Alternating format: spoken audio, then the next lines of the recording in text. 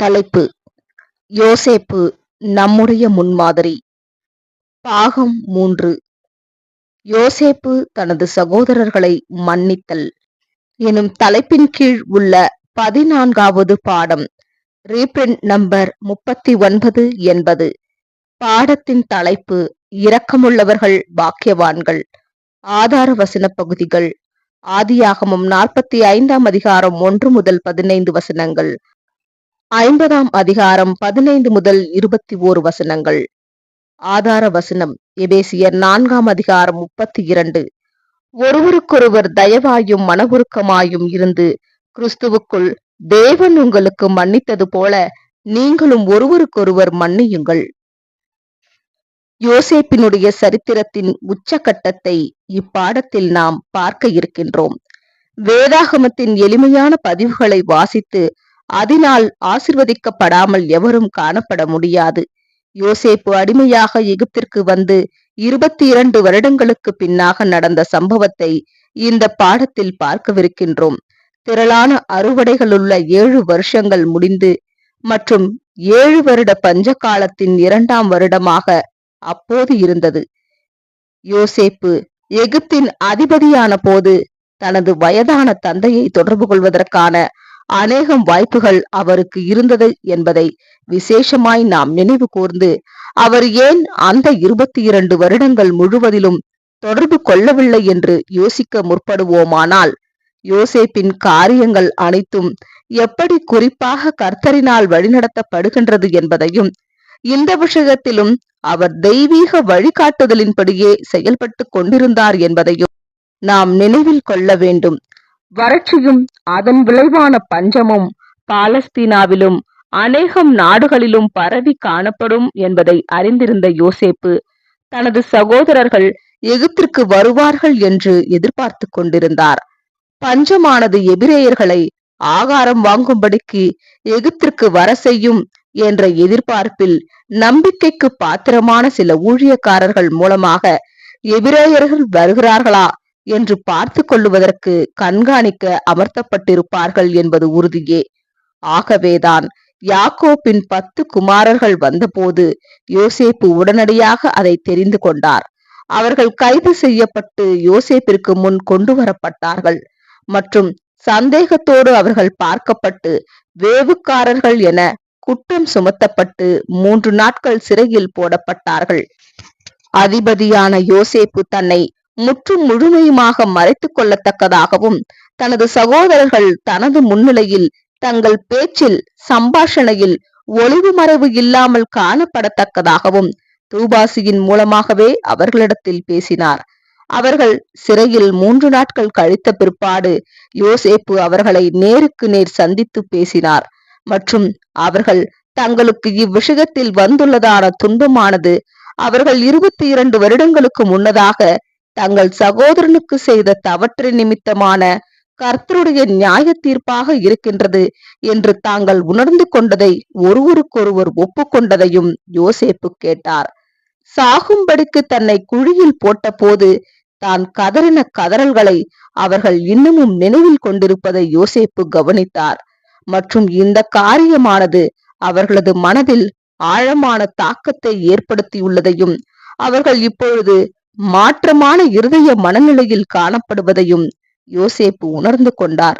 அவர்களில் ஒருவரை பிணை கைதியாக வைத்துக் கொண்டு மற்றவர்களுக்கு கொஞ்சம் ஆகாரம் கொடுத்து அவர்கள் இனி திரும்பி வருகையில் தாங்கள் சொல்லியவைகள் உண்மையானவைகள் என்று நிரூபிக்கத்தக்கதாக தாங்கள் குறிப்பிட்ட இளைய சகோதரனை கொண்டு வர வேண்டும் என்றும், இப்படியாக அவர்கள் தங்கள் நேர்மையை நிரூபிப்பார்களானால் பிற்பாடு அவர்கள் ஆகாரம் பெற்றுக்கொள்வதற்கென எகிப்திற்கு வந்து போவதற்கு எந்த தடையும் இருக்காது என்றும் உறுதியளித்து அவர்களை அனுப்பி வைத்தார். தனது சகோதரர்கள் காவல் கிடங்கில் சிறையில் காணப்படுகையில் தங்களது இந்த அனுபவங்களை யோசேப்போடு தொடர்புபடுத்தி பார்த்தார்கள் மற்றும் இருதயத்தில் தங்கள் தவறான நடத்தைக்கான படிப்பினையை ஏற்றுக்கொண்டு விட்டார்கள். வேறு ஒரு பாடத்தில் இந்த மனிதர்கள் ஒருவரை தவிர மற்றவர்கள் அனைவரும் தங்கள் இருதயத்தில் கொலைபாதகர்களாக இருந்ததாக நாம் பார்த்திட்டாலும், இன்றைய பாடத்தில் அவர்களது குணலட்சணங்களில் குறிப்பிடத்தக்க மாற்றம் இருப்பதை நாம் காண்போம். இந்த மாற்றம் அநேகமாக அவர்களது தந்தை யோசேப்பின் மரணத்து நிமித்தம் அடைந்த துயரத்தின் காரணமாகவும், இன்னுமாக சந்தேகத்திற்கிடமின்றி தங்கள் சொந்த தவறான செய்கையின் நிமித்தமான மன உளைச்சலின் காரணமாகவும் ஏற்பட்டது. ஆகையால் ஒரு தீமையான செய்கை என்பது எப்போதும் இன்னும் தீமை செய்வதற்கு வழிநடத்துகின்றதாய் இருக்காது. மாறாக சில சமயங்களில் குணலட்சணத்திற்கான திருப்பு முனையாக கூட அமைகின்றது. இம்மாதிரியான விதத்தில் எந்த கிறிஸ்தவன் தான் அனுபவம் பெற்றிராதவனாக இருப்பான். அவன் குறிப்பிட்ட சில குணலட்சணத்தில் பலவீனமாயிருப்பதை அவனுக்கு தெளிவுபடுத்துகின்றதான அவன் தவறும் கட்டங்களானது அவனுக்கு உண்மையில் விலையேற பெற்ற படிப்பினையாக இருந்து அவனை அந்த குறிப்பிட்ட குணலட்சணத்தில் பலப்படுத்தி அதே விஷயத்தில் எதிர்காலத்தில் வருகின்றதான பரீட்சைகளிலும் சோதனைகளிலும் நன்றாய் நிற்க உதவி செய்கின்றது. இப்படியாக நம்முடைய ஜீவியத்தின் அனுபவங்கள் அனைத்தும் ஜீவியத்தின் தவறுகள் கூட சரியாக பயன்படுத்தப்படும் போது மேலான காரியங்களுக்குரிய படிக்கற்களாக அமைகிறது. மிகவும் மாற்றமடைந்துள்ள 10 மனிதர்கள் எனும் தலைப்பின் கீழ் காணலாம். வீட்டிற்கு திரும்பின பின் அவர்கள் நடந்த சம்பவத்தை தங்கள் தந்தையாகிய யாக்கோப்பினிடத்தில் விவரித்தார்கள். பிணை கைதியாக பிடித்து வைக்கப்பட்டதன் நிமித்தம் சிமியோனையும் இழந்து போனபடியினால் யாக்கோப்பு இப்பொழுது துக்கம் அடைந்திருந்தார். ஆனாலும் பென்யமீனை தன்னிடமிருந்து பிரித்து அனுப்பி வைப்பதற்கு அவர் முற்றிலும் மறுப்பு தெரிவித்து விட்டார். இங்கு தனது தகப்பனுடைய துயரத்தை கண்ட ரூபன் பென்யமீனை பாதுகாப்பாய் கொண்டு வரும் விஷயத்திற்கு தன்னையும் தனது பிள்ளைகளையும் பிணை கைதிகளாக ஒப்புவித்தார். பஞ்சம் அவர்களை கடுமையாய் வாட்டின போது, பட்டினி அவர்களை பயமுறுத்தின போது யாக்கோப்பு பென்யமீனை அவரது சகோதரர்களோடு கூட எகிப்திற்கு செல்லுவதற்கு அனுமதித்தார். அதுவும் ஏதாகிலும் பென்யமீனுக்கு சம்பவித்தால் அதற்கு பொறுப்பு தான் என்று வாக்களித்த யூதாவின் நிச்சயத்தின் பேரில் யாக்கோப்பு சம்மதித்தார். கடந்த 22 வருடங்களாக இந்த மனிதர்கள் தங்கள் தகப்பனாரிடமிருந்து அனுதாபம் பற்றின படிப்பினைகளை கற்றுக்கொண்டுள்ளனர். ஒரு காலத்தில் தகப்பனிடத்தில் மிகவும் அக்கறையற்றவர்களாக இருந்து தகப்பனுக்கு உபத்திரவத்தை கொண்டு வந்தவர்கள் இப்பொழுதோ அவருடைய ஆறுதலுக்கென தங்கள் சொந்த ஜீவியங்களையும் கையளிப்பதற்கும் கூட விருப்பமுள்ளவர்களாக காணப்படுகின்றனர். இம்மனிதர்கள் இஸ்ரேலுடைய கோத்திர தலைவர்களாக இருந்தார்கள் என்பதையும், இவர்களுடைய பிள்ளைகளில் சிலர் வரலாற்றில் மிகவும் சிறப்புமிக்கவர்களாக இருந்தனர் என்பதையும் நாம் நினைவில் கொள்ள வேண்டும். உதாரணத்திற்கு மோசே மற்றும் ஆரோனையும் உள்ளடக்கின ஒட்டுமொத்த ஆசாரிய கோத்திரத்திற்கு லேவி பிதாவாக காணப்பட்டார். யூத வம்சாவழியில் தாவீதும் சாலமோனும் மற்றும் நமது கர்த்தராகிய இயேசுவும் வந்தார்கள். இந்த மனிதர்களுக்கு அவர்களது தகப்பனார் மற்றும் பஞ்சம் முதலியவை தொடர்பாக மாபெரும் படிப்பினையை கொடுப்பது தெய்வீக நோக்கத்தின் ஒரு பாகமாக காணப்பட்டது என்பது நிச்சயமே. இப்படிப்பினைகளானது அவர்களுக்கு நன்மையாய் இருப்பது மாத்திரமல்லாமல் எதிர்காலம் முழுவதிலும் தாக்கம் ஏற்படுத்துகின்றதாயும் இருக்கும். தங்கள் தகப்பன் வீட்டிலிருந்து எகிப்துக்கு வந்த 10 சகோதரர்களும் தாங்கள் அதிபதியினுடைய அரண்மனைக்குள் பிரவேசிப்பதற்கென வழிகாட்டப்பட்ட போது ஆச்சரியம் அடைந்தார்கள். அவர்கள் முன்பு வந்து தானியங்களை வாங்கின போது விலையாக கொடுத்திருந்த பணமானது அவர்கள் சாக்கினை திறந்த போது காணப்பட்டது.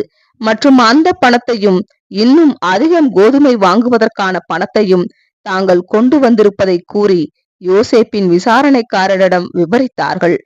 தாங்கள் பணத்தை திருடிவிட்டதாக குற்றஞ்சாட்டப்பட்டு விடுவார்களோ என்று அவர்கள் நடுங்கினார்கள். எகிப்திய சட்டத்தின்படி திருடியதற்கான தண்டனை அடிமையாக்கப்படுதலாகும். யோசேப்பின் விசாரணைக்காரன் தனது எஜமானுடைய நம்பிக்கைக்கு பாத்திரவானாகவும் எஜமானுடைய மதம் பற்றின அறிவு கொஞ்சம் கொண்டிருப்பவராகவும் தென்படுகிறார். ஏனெனில் அவர் அவர்களிடத்தில் இரக்கத்துடன் கூறினதாவது, உங்களுக்கு சமாதானம், பயப்பட வேண்டாம். உங்கள் தேவனும் உங்கள் தகப்பனுடைய தேவனுமாய் இருக்கிறவர் உங்கள் சாக்குகளை அதை உங்களுக்கு புதையலாக கட்டளையிட்டார். சிமியோனை விடுதலை பண்ணி அவர்களிடத்தில் கொண்டு வந்து விட்டதின் மூலம் இன்னுமாக அவர்களுக்கு விசாரணைக்காரன் நம்பிக்கை ஊட்டினார். அவர்களுக்கு சொல்லப்பட்டபடியே அவர்கள் தங்களை கழுவிக்கொண்டு அதிபதியினுடைய வீட்டில் போஜனம் பண்ணும்படிக்கு ஆயத்தமானார்கள். இதற்கெல்லாம் அர்த்தம் என்ன? விவசாயிகளாக காணப்பட்ட அவர்களுக்கு அரண்மனையின் சூழ்நிலைகள் புதிதாயிருந்தது மற்றும் தங்களை முன்பு வேவுக்காரர்கள் என நடத்தின அதிபதி ஏன் இப்பொழுது தங்களை இவ்வளவுக்கு பெருந்தன்மையுடன் நடத்திட வேண்டும் என்று கேட்டுக்கொண்டனர். சூழ்நிலைகளினுடைய வினோதங்களை அவர்கள் கவனித்த போது அவர்களது ஆச்சரியம் உடனுக்குடன் அதிகரித்து கொண்டே போனது. அவர்களது பிறப்பினுடைய வரிசையின்படி அவர்கள் அமர்த்தப்பட்டனர் மற்றும் யோசேப்பின் தனி மேஜையிலிருந்து பந்தியிலிருந்து போஜன பங்கு தங்களுக்கு வந்தபோது பென்யமீன் மீது அதிபதி விசேஷித்த தயவு கொண்டிருப்பதை சுட்டிக்காட்டும் வண்ணம் பென்யமீனுக்கு 5 பங்குகள் அனுப்பப்பட்டதை அவர்கள் கவனித்தார்கள். தங்கள் மொழியை அதிபதி புரிந்து கொள்ள முடியும் என்பதையும் தாங்கள் இன்னமும் பொறாமை கொண்டிருக்கின்றனரா அல்லது இல்லையா என்பதையும் அறிந்து கொள்ளத்தக்கதாக தங்களது வார்த்தைகளை அதிபதி கவனித்துக் கொண்டிருக்கின்றார் என்பதையும் அல்லது இளைய சகோதரனுக்கு கிடைத்திட்ட விசேஷித்த தயவினுடைய இந்த வெளிப்படுத்தலை தாங்கள் எப்படி ஏற்றுக்கொள்ள போகிறார்கள் என்பதை அதிபதி கவனித்துக் கொண்டிருக்கின்றார் என்பதையும் அவர்கள் அறியாதிருந்தார்கள். அவர்கள் பரீட்சையில் ஜெயித்தார்கள். தங்கள் பொறாமையானது செத்து போய்விட்டது என்பதையும் தங்களது இளைய சகோதரனுக்கு கிடைத்திட்ட தயவில் தாங்கள் களி கூறுகின்றார்கள் என்பதையும் அவர்கள் வெளிப்படுத்தினார்கள். இன்னும் அடுத்தபடியான பரீட்சை நிகழ்த்தப்பட வேண்டியிருந்தது. அந்த மனிதர்கள் பெற்றுக்கொண்ட ஆகாரத்துடன் புறப்பட்டு போகும்படிக்கு அனுமதிக்கப்பட்டார்கள். ஆனால் பென்யமீனுடைய கழுதையின் மீது ஏற்றப்பட்டிருந்த சாக்குகளில் ஒன்றில் விசாரணைக்காரன் தனக்கு கட்டளையிட்டிருந்தபடி அதிபதியினுடைய வெள்ளி பாத்திரத்தை வைத்தான்.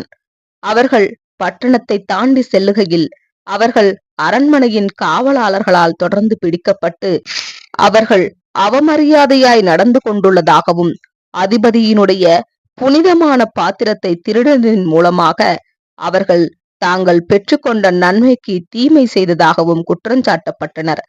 அவர்கள் அனைவரும் தாங்கள் குற்றமற்றவர்கள் என்று அறிக்கை பண்ணிக்கொண்டு ஒருவேளை தங்களிடத்தில் பாத்திரம் கண்டுபிடிக்கப்பட்டால் யாரிடத்தில் கண்டுபிடிக்கப்படுகின்றதோ அவர் மாத்திரமல்லாமல் தாங்கள் அனைவருமே அடிமையாகிக் கொள்வதாக கூறினார்கள். பாத்திரத்திற்கான தேடுதலானது மூத்தவன் துவங்கி இளையவன் மட்டும் நிகழ்த்தப்பட்டது. பென்யமீனிடத்தில் பாத்திரம் கண்டுபிடிக்கப்பட்டது. அந்த சகோதரர்கள் எவ்வளவு கலக்கம் அடைந்திருப்பார்கள் என்று நம்மால் நன்கு கற்பனை செய்து பார்க்க முடிகின்றது. குற்றவாளி மாத்திரம் தனக்கு அடிமையாக வந்திட வேண்டும் என்று விசாரணைக்காரன் சொன்ன போதிலும் அவர்கள் அனைவரும் எகிப்திற்கு திரும்பினார்கள். தங்கள் தகப்பனாகிய யாக்கோபின் முகத்தை அவர்களால் எப்படி பார்த்து இந்த பெருந்துன்பத்தை விவரித்திட முடியும்? அரண்மனைக்கு திரும்பிய போது அங்கு அதிபதியாகிய யோசேப்பு காணப்பட்டார். யோசேப்பிற்கு முன்னதாக விழுந்து வணங்கினார்கள் மற்றும் தாங்கள் குற்றமற்றவர்கள் என்று மறுப்பு தெரிவிப்பது பயனற்றது என்று அறிந்தவர்களாக இந்த காரியத்தை பெருந்துன்பம் என கூறி தங்களை அடிமைகளாக ஒப்பு கொடுத்தார்கள். அதிபதியோ இல்லை, எகிப்தியர்களாகிய நாங்கள் ஒரு மனிதன் செய்த தவறுக்காக உங்கள் அனைவரையும் அடிமையாக்கும் அநியாயமான காரியத்தை செய்வதில்லை. குற்றவாளி மாத்திரம் அடிமையாய் சேவை புரியட்டும், மீதமானவர்கள் போகலாம். உங்கள் வீடுகளுக்கும் உங்கள் குடும்பங்களிடத்திற்கும் திரும்புங்கள், உங்கள் கோதுமையை எடுத்து செல்லுங்கள் என்று பதிலளித்தார்.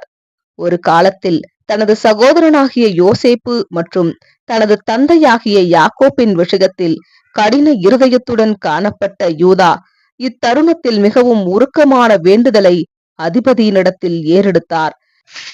இந்த வேண்டுதலின் எளிமையும் வெளிப்படையான தன்மையும் அனுதாபமும் சரித்திரத்தின் பதிவுகளிலேயே இந்த வேண்டுதலை தலை சிறந்த ஒன்றாக்கிற்று.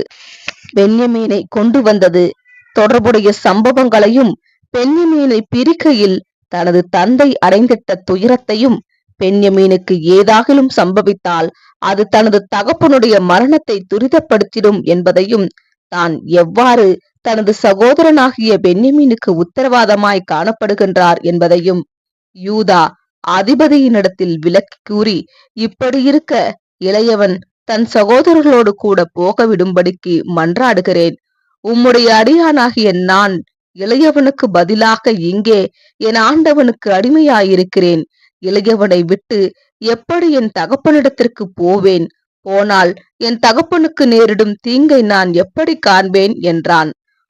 ஆதியாகமம் 44ஆம் அதிகாரம் 18 முதல் 34 வசனங்கள். துன்ப காலத்தில் நம்பிக்கையூட்டும் ஓர் அம்சம் எனும் தலைப்பின் கீழ் காணலாம்.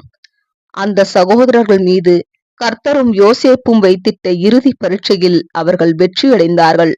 இந்த பரீட்சையானது அவர்கள் மாற்றமடைந்துள்ள மனிதர்களாக இருக்கின்றனர் என்பதையும், இரக்கமின்மைக்கும் கல் நெஞ்சத்திற்கும் கொடூரமான மிருகத்தனத்திற்கும் பதிலாக அவர்கள் இப்பொழுது மன உருக்கமுடையவர்களாகவும் இரக்கமுடையவர்களாகவும் ஒருவருக்காக இன்னொருவர் பாடுபடுவதற்கு விருப்பமுள்ளவர்களாகவும் இருக்கிறார்கள் என்பதையும் நிரூபித்தது. அவர்கள் மீது கொஞ்சம் காலம் நிழலிட்டிருந்த மேகங்களும் நிழல்களும் கலைந்து போவதற்கான வேலை வந்தது. அதிபதியாகிய யோசேப்பினால் இனியும் தன்னை அடக்கிக் கொள்ள முடியாமல் இருந்தது. யோசேப்பு தனது சகோதரர்களுடன் தனிமையில் காணப்படத்தக்கதாக யோசேப்பு மற்றவர்களை வெளியேறும்படிக்கு கட்டளையிட்டார். அங்கு நிகழப் போகிறவைகள் மற்றவர்கள் பார்க்க கூடாது எனும் அளவிற்கு முக்கியமானதாக இருந்தது. தனது மௌனத்தை கலைப்பதற்கும் தன்னை அவர்களுக்கு வெளிப்படுத்துவதற்குமான நேரம் யோசேப்பிற்கு வந்தது. அவர்கள் மாத்திரமே அங்கு நிற்க யோசேப்பு அழுதார் மற்றும் தான் யார் என்பதையும், தனக்கு விரோதமாக அவர்கள் 22 வருடங்களுக்கு முன்பதாக செய்த காரியங்கள் எப்படி தேவனுடைய வழிநடத்துதலின் கீழ் தன்னுடைய நன்மைக்கு ஏதுவாய் மாற்றப்பட்டது என்பதையும் யோசேப்பு அவர்களிடத்தில் கூறின போது உணர்வுகளினால் அவரது குரல் நடுங்கியது. குற்றம் புரிந்திருந்த அந்த மனிதர்கள் முன்பில்லாத அளவிற்கு இப்பொழுது அச்சத்தால் நடுங்கினார்கள். தங்களுக்கு எதிராக தங்கள் சகோதரன் எப்படி கோபம் கொள்ளப் போகிறார், எப்படி தாங்கள் செய்திட்ட தீமைக்கு தீமையை சரிக்கட்டி பழிவாங்க போகிறார் மற்றும் தங்களை அடிமையாக்க போகிறாரா அல்லது கிடங்கில் தள்ளப் போகிறாரா என்று எண்ணி நடுங்கினார்கள்.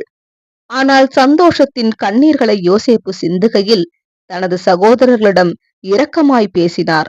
யோசேப்பை விட்டு விலகி ஓடுவதற்குரிய நிலைமையில் ஆரம்பத்தில் காணப்பட்டவர்கள் அவர்கள் யோசேப்பின் பக்கத்தில் போனார்கள்.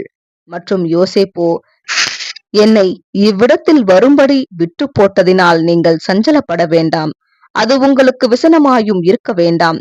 ஜீவரட்சணை செய்யும்படிக்கு தேவன் என்னை உங்களுக்கு முன்னே அனுப்பினார். தேசத்தில் இப்பொழுது 2 வருஷமாக பஞ்சம் உண்டாயிருக்கிறது. இன்னும் 5 வருஷம் உழவும் அறுப்பும் இல்லாமல் பஞ்சம் இருக்கும். பூமியிலே உங்கள் வம்சம் ஒழியாமல் இருக்க உங்களை ஆதரிக்கிறதற்காகவும் பெரிய ரட்சிப்பினால் உங்களை உயிரோடே காப்பதற்காகவும் தேவன் என்னை உங்களுக்கு முன்னே அனுப்பினார். ஆதலால் நீங்கள் அல்ல, தேவனே என்னை இவ்விடத்திற்கு அனுப்பி என்னை பார்வோனுக்கு தகப்பனாகவும் அவன் குடும்பம் அனைத்திற்கும் கர்த்தனாகவும் எகிப்து தேசம் முழுவதற்கும் அதிபதியாகவும் வைத்தார். நீங்கள் சீக்கிரமாய் என் தகப்பனிடத்தில் போய், தேவன் என்னை எகிப்து தேசம் முழுவதற்கும் அதிபதியாக வைத்தார், என்னிடத்தில் வாரும், தாமதிக்க வேண்டாம் என்றார்.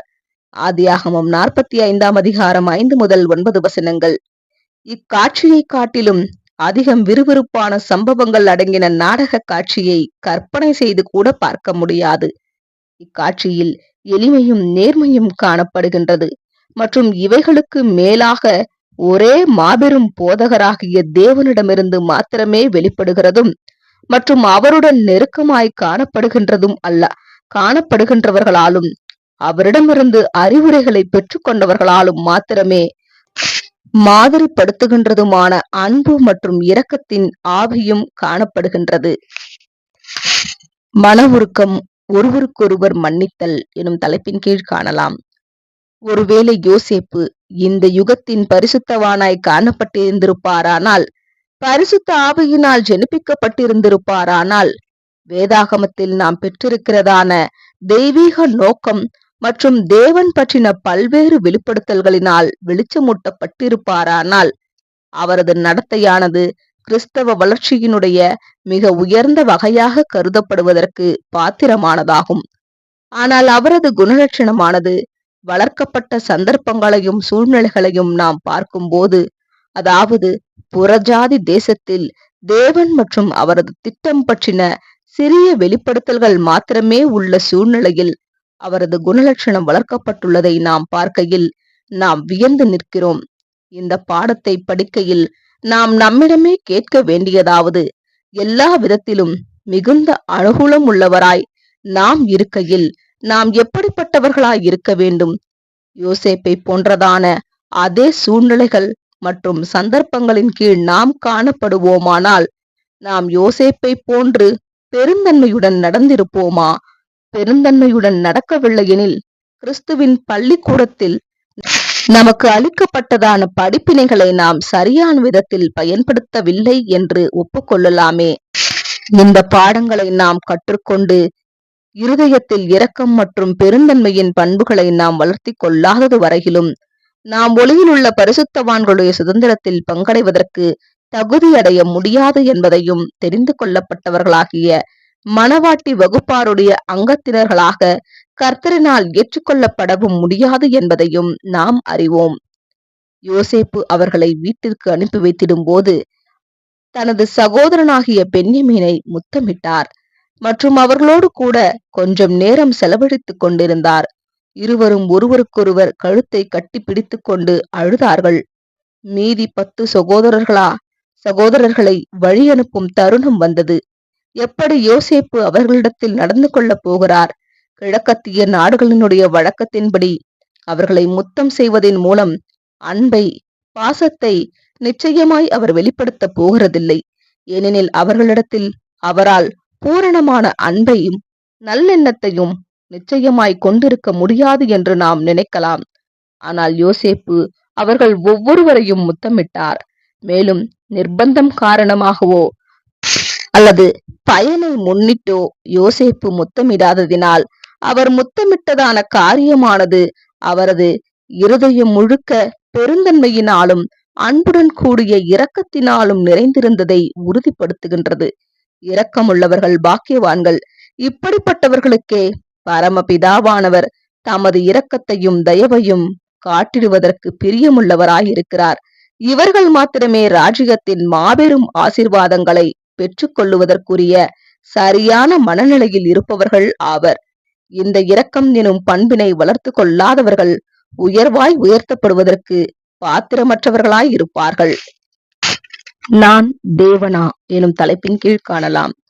ராஜாவாகிய பார்வோனுடைய முழு சம்மதத்தின் பேரில் எகிப்தின் அதிபதியினால் அனுப்பி வைக்கப்பட்ட வண்டிகளில் யாக்கோப்பும் அவரது குடும்பத்தாரும் எகிப்திற்கு வருதல் பற்றின காரியங்களையும் மற்றும் அவர்கள் எப்படி கோசேனில் குடியேறி அங்கு செழித்தோங்கினார்கள் என்பதையும் பற்றி இப்பாடத்தில் நாம் பார்க்க போகிறதில்லை. வருடங்கள் கடந்து வயதான யாக்கோப்பு எகிப்து தேசத்தில் மரித்தார். ஆனால் அடக்கம் பண்ணும்படிக்கு பாலஸ்தீனாவுக்கு கொண்டு செல்லப்பட்டார்.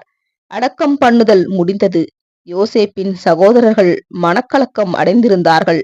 யோசேப்புக்கு எதிராக செய்யப்பட்ட இத்தனை பெரும் தீமைக்கு அவர் பதிலாக இவ்வளவு பெரும் நன்மையை செய்யும் காரியமானது அவர்களுக்கு மிகவும் வழக்கத்திற்கு மாறான காரியமாக தோன்றினபடியினால் தங்கள் தகப்பன் நிமித்தம் யோசேப்பு இப்படி தற்காலிகமாக நடந்து கொள்ளுகின்றார் என்றும் தந்தை இப்பொழுது மரித்து போயிருக்க தங்களுக்கு இனிமேல் அதிபதியினிடமிருந்து முற்றிலுமாய் தயவு கிடைக்கப் போவதில்லை என்றும் அஞ்சினார்கள். அவர்கள் மீண்டுமாய் யோசேப்பினிடத்தில் வந்து முன்பு செய்தவர்களுக்காக வருத்தம் தெரிவித்து அவரது மன்னிப்பிற்கான வாக்குறுதியை கேட்டுக்கொண்டார்கள். இன்னுமாக தாங்கள் தேவனுடைய ஊழியக்காரர்களாய் இருக்கிறார்கள் என்றும் தாங்கள் யோசேப்பினுடைய ஊழியக்காரர்களாகவும் கூட இருப்பதற்கு விரும்புகின்றனர் என்றும் கூறினார்கள். யோசேப்பு அவர்களை நோக்கி, பயப்படாதிருங்கள், நான் தேவனா? நீங்கள் எனக்கு தீமை செய்ய நினைத்தீர்கள். தேவனோ இப்பொழுது நடந்து வருகிறபடியே வெகு ஜனங்களை உயிரோடே காக்கும்படி அதை நன்மையாக முடிய பண்ணினார். ஆதலால் பயப்படாதிருங்கள், நான் உங்களையும் உங்கள் குழந்தைகளையும் பராமரிப்பேன் என்று அவர்களுக்கு ஆறுதல் சொல்லி அவர்களோடே பட்சமாய் பேசினான். ஆதியாகமம் 50ஆம் அதிகாரம் 19 முதல் 21 வசனங்கள். பெருந்தன்மையுள்ள யோசேப்பு குற்றம் சாட்டும் வண்ணமாக ஒரு வார்த்தையையோ துயர் கொடுக்கும் ஒரு வார்த்தையையோ பேசாமல் மாறாக அவர்களது பாதக செயலின் பழியினின்று அவர்களை விலக்கிடுவதற்காக காரணங்களை மாத்திரமே கூறினவராக இருந்தார். அவர்கள் செய்திட்ட காரியங்களானது நன்மையை கொண்டு வந்துள்ளபடியால் தேவனால் அனுமதிக்கப்பட்டவர்களும் பயன்படுத்தப்பட்டவர்களுமான கருவிகளுக்கு எதிராக யோசேப்பு ஏன் தீமையாய் சிந்தித்திட வேண்டும்? நான் தேவனா என்ற யோசேப்பின் வார்த்தைகளானது குறிப்பது என்னவெனில், உங்களை நியாயம் தீர்ப்பதோ அல்லது உங்களை எவ்விதத்திலாகிலும் தண்டிக்க முயற்சிப்பதோ எனக்கடுத்த காரியமா? இந்த விஷயத்தில் நீங்கள் தேவனிடத்தில் மாத்திரமே கணக்கொப்புவிக்க வேண்டியவர்களாய் இருக்கின்றீர்கள் அல்லவா?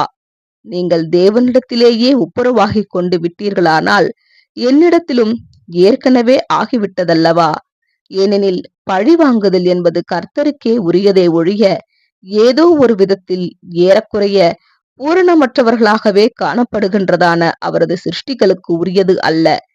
இந்த ஒரு பாடத்தை நாம் ஒவ்வொருவரும் தேவனுடைய சபையில் உள்ள சகோதர சகோதரிகளுடைய விஷயத்தில் மாத்திரமல்லாமல் மாம்சத்தில் உள்ள நம்முடைய சகோதர சகோதரிகளின் விஷயத்திலும் மற்றும் அயலாளர்களின் விஷயத்திலும் செயல்படுத்திடுவோமாக. அவர்கள் நமக்கு தீமை செய்தாலோ அல்லது நன்மை செய்தாலோ நமக்கென்ன? தேவனை அன்பு கூறுகிறவர்களுக்கும் அவரது தீர்மானத்தின்படி அழைக்கப்பட்டவர்களுக்கும் சகலமும் நன்மைக்கு ஏதுவாய் நடந்தேறும் எனும் தேவனுடைய வாக்குத்தத்தத்தை நாம் பெற்றிருக்கின்றோம் அல்லவா? இப்படி வாக்குத்தத்தம் பெற்றவர்களாயிருக்க நம்முடைய காரியங்களில் கர்த்தரினால் பயன்படுத்தப்படுகின்றதான நபர்கள் அல்லது கருவிகளுக்கு எதிராக நாம் ஏன் மனக்கசப்பையோ அல்லது கொஞ்சமேனும் கோபத்தையோ கொண்டிருக்க வேண்டும்? இப்படியாக கர்த்தரில் நம்பிக்கை கொள்ளுபவர்கள் மாத்திரமே ஜீவியத்தின் காரியங்களை சரியாய் கண்ணோக்கவும் சிந்திக்கவும் முடிகிறவர்களாய் காணப்படுவார்கள். மற்றும் இவர்களால் மாத்திரமே உபத்திரவத்திலும் துன்புறுத்தல்களிலும் நீதியின் நிமித்தமாய் பாடுபடுகிற விஷயத்திலும் களி கூற முடியும். ஏனெனில் இவர்கள் அனைத்து காரியங்களும் தங்களுக்கு மிகவும் அதிகமான நித்திய கனமகிமையை கொண்டு வருகின்றது என்றும், தற்காலத்து சிரமங்களும் சோதனைகளும் நாம் நமது அருமை மீட்பருடன் பூமியின் குடிகள் அனைத்தையும் ஆசீர்வதிக்கத்தக்கதாக பூமியின் சிங்காசனத்தில் உட்காருகையில் உள்ள மகிமைக்கு ஒப்பிடத்தக்கவைகள் அல்ல என்றும் அப்போஸ்தலர் உறுதிப்படுத்துபவைகளை அறிவார்கள். ஜபத்தின் மற்றும் விண்ணப்பத்தின் ஆவி எனும் தலைப்பின் கீழ் காணலாம். யோசேப்பின் சம்பவமும் அவரது பாடுகளும் அவர் ராஜாவுக்கு அடுத்த நிலையில் எகிப்தினுடைய அதிபதி என அதிகாரத்திற்கு உயர்த்தப்பட்டதும், இயேசுவையும் பாடுகள் மற்றும் சுயத்தை பலி செலுத்துதல் எனும் இடுக்கமான வழியில் அவரது அடிச்சுவடுகளை பின்பற்றி நடக்கும் பின்னடியார்கள் அனைவரையும் மற்றும் அவர்கள் வானத்தின் கீழ் தேவனுடைய ராஜ்யத்தில் வல்லமைக்கு உயர்த்தப்படுவதையும் ஒருவேளை குறிக்கின்றதாய் இருக்கிறதென்றால், மற்றும் அனைவரின் ஜீவியங்களை இரட்சிக்கத்தக்கதாய் எகிப்தின் ஆகாரமாகிய கோதுமை சேகரிக்கப்பட்டதும் பின் விநியோகிக்கப்பட்டதுமான காரியங்களானது மகிமையடைந்த மீட்பர் மூலம் 1000 வருட யுகத்தின் போது மனுக்குலம் முழுவதின் மேலும் வரவிருக்கிற ஆசீர்வாதங்களையும் மகிமையான வாய்ப்புகளையும் குறிக்கின்றதாய் ஒருவேளை இருக்கிறதென்றால், யோசேப்பின் 11 சகோதரர்களும் கூட நிழலாய் சிலருக்கு இருப்பார்கள் என்று கருதுவது தவறாயிருக்காது. இயேசுவுக்கு சொந்தமானவர்களே அவரை ஏற்றுக்கொண்டார்களே ஒழிய, இவரை சிலுவையில் அறையும், இவரது இரத்தப்பழி எங்கள் மீதும் எங்கள் பிள்ளைகள் மீதும் இருப்பதாக என்று கூறினவர்கள் அவரை ஏற்றுக்கொள்ளவில்லை என்பதை நாம் நினைவில் கொள்ள வேண்டும். கர்த்தருடைய வழிநடத்துதலின்படி அந்த ஜனங்கள் அது முதல் கடுமையான அனுபவங்கள் மற்றும் சோதனைகளுக்குள்ளாக கடந்து சென்றார்கள் என்பதையும் நாம் பார்த்துள்ளோம். இந்த அனுபவங்கள் நன்மையாய் காணப்பட்டிருக்கும் என்றும், கர்த்தருடைய வார்த்தைக்கான பஞ்சம் அவர்களுக்கு ஏற்பட்டு அவர்களை ஜீவனுக்கான அப்பத்திற்காக மாபெரும் அதிபதியினிடத்திற்கு வர செய்திடும் இக்கட்டு காலம் என்று குறிப்பிடுகிறது. இன்னுமாக தேவன் அவர்களை விடுவிப்பார் என்றும், கீழ்ப்படியாதிருந்து இப்பொழுது அவர்களுடைய கீழ்ப்படியாமையினாலே இரக்கம் பெற்றிருக்கிறது போல அவர்களும் இப்பொழுது கீழ்ப்படியாமல் இருந்தும் பின்பு உங்களுக்கு கிடைத்த இரக்கத்தினாலே இரக்கம் பெறுவார்கள் என்று கூறி அப்போஸ்தலர் உறுதிப்படுத்துகின்றார். ரோமர் 11ஆம் அதிகாரம் 30-31 வசனங்கள். இதே காரியத்தை குறித்து தீர்க்கதரிசி பேசுகையில், அவர்கள் எப்படி தாங்கள் குத்தினவரை நோக்கி பார்ப்பார்கள் என்றும், யோசேப்பின் சகோதரர்கள் துக்கித்தது போன்று எப்படி அவர்கள் துக்கிப்பார்கள் என்றும், பின்னர் எப்படி கர்த்தர் அவர்கள் மீது ஜெபம் மற்றும் விண்ணப்பத்தின் ஆவியை ஊற்றுவார் என்றும், அவர்கள் மனம் வருந்துதலை வெளிப்படுத்துகையில் எப்படி மன்னிப்பை அருளுவார் என்றும் எப்படி இறுதியில் கர்த்தர் அவர்களது அக்கிரமங்களையும் பாவங்களையும் பிற்பாடு நினைவில் கொள்ளப் போகிறதில்லை என்றும், பாவத்தை நினைவில் கொள்ளுவதற்கு பதிலாக கர்த்தர் எப்படி மிகவும் கிருபையாய் அவர்களிடத்தில் காணப்பட போகிறார் என்றும் மற்றும் அவர்களை முத்தம் செய்ய போகிறார் என்றும் நமக்கு தெரிவிக்கின்றார். சகரியா 12ஆம் அதிகாரம் 10ஆம் வசனம். இந்த பாடத்தை நம்முடைய ஆதார வசனத்தில் இடம்பெறும் அப்போஸ்தலனாகிய பவுலின் புத்திமதியை பார்த்து நிறைவு செய்கிறோம். ஒருவருக்கொருவர் தயவாயும் மன உருக்கமாயும் இருந்து கிறிஸ்துவுக்குள் தேவன் உங்களுக்கு மன்னித்தது போல நீங்களும் ஒருவருக்கொருவர் மன்னியுங்கள். எபேசியர் 4ஆம் அதிகாரம் 32ஆம் வசனம். நம்முடைய பாவங்கள் மன்னிக்கப்பட்ட விஷயத்திலும், நாம் தேவனுடைய குடும்பத்திற்குள்ளாக சேர்க்கப்பட்ட விஷயத்திலும், தேவனுடைய குமாரர்கள் என நமக்கு வந்திட்ட ஆசீர்வாதங்களுடைய விஷயத்திலும் நாம் தேவனுக்கு கடன்பட்டிருப்பதை அதிகமாய் உணர்ந்து கொள்ளுகையில், நாம் அவரது மகிமையான குணலட்சணத்தின் சாயலையும் நமது அருமை மீட்பருடைய சாயலையும் அனைவருக்கும் நீதி செய்வதே அவரது ஒட்டுமொத்த குணலட்சணத்தின் சாரமாகும். மற்றும் நம்மால் அதிகபட்சமாய் வளர்க்க அல்லது அடைய முடிகின்ற அன்பையும் இரக்கத்தையும் அடைவதற்கு அதிகமாய் நாடுகிறவர்களாய் நாம் காணப்பட வேண்டும். நாம் தேவனுக்கொத்த இந்த பண்பில் அதிகமாய் வளர்ந்து காணப்படும் போது நாம் பிதாவின் பார்வையில் மிகவும் பிரியமாய் காணப்படுவோம் மற்றும் பரலோக ராஜ்யத்திற்கான உடன் சுதந்திரத்துவத்திற்கும் மனுக்குலத்தின் உலகம் அனைத்திற்கும் ஜீவ அப்பத்தை விநியோகிப்பதற்கும் நாம் நன்கு பாத்திரவான்களாய் காணப்படுவோம். இவைகளை கண்டு கொள்ளாதவனும் அப்போஸ்தலனுடைய வார்த்தையின்படியான இந்த போக்கை பின்பற்றாதவனும் குருடனாகவும் மேலாக பார்க்க முடியாதவனாகவும் காணப்படுகின்றான். அதாவது தேவனுக்கொத்த சாயலை உத்தமமாய் அடைகிறவர்களுக்கு அவர் வாக்களித்துள்ள ஆசீர்வாதங்களை பார்க்கவும் உணர்ந்து கொள்ளவும் முடியாமல் இருப்பார்கள். காண்கிறவர்களோ நாளுக்கு நாள் தங்கள் புரிந்து கொள்ளுதலின் கண்களானது எல்லா புத்திக்கும் மேலான தேவ அன்பினுடைய நீளம், மகளம், ஆழம் மற்றும் உயரத்திற்கு மிக அகலமாய் திறந்து கொண்டிருப்பதை காண்பார்கள். இன்னுமாக நமது உபகாரியான கர்த்தரை சந்தோஷத்துடன் போற்றிக்கொண்டு மேற்சொன்னபடி முன்னேறுகையில் நாம் மற்றவர்களிடத்திலான அன்பிலும் பரிவிலும் இரக்கத்திலும் கனிவிலும் வளருவோம் மற்றும் கர்த்தர் நமக்கு உறுதியளிக்கிறார். இவைகளை விசேஷமாக நாம் விசுவாச வீட்டாரிடத்தில் காண்பிக்க வேண்டும் என்றாலும், நாம் இவைகளை நம்முடைய மாம்ச சொந்தங்களிடத்திற்கும் நமது அயலாரிடத்திற்கும் நண்பர்களிடத்திலும் சத்துருக்களிடத்திலும் விலங்குகளிடத்திலும் கூட காண்பித்திட வேண்டும். இவர்கள் அனைவரும் நம்முடைய குணலட்சணங்கள் மற்றும் பண்புகளின் மாறுதலை அதிகமாய் உணர்ந்து கொள்ளுவார்கள் மற்றும் இப்படி இவர்கள் உணர்ந்து கொள்ளுவது இவர்களுக்கு ஆசீர்வாதமாயும் நமக்கு சந்தோஷமாயும் காணப்படும். ஆமேன்.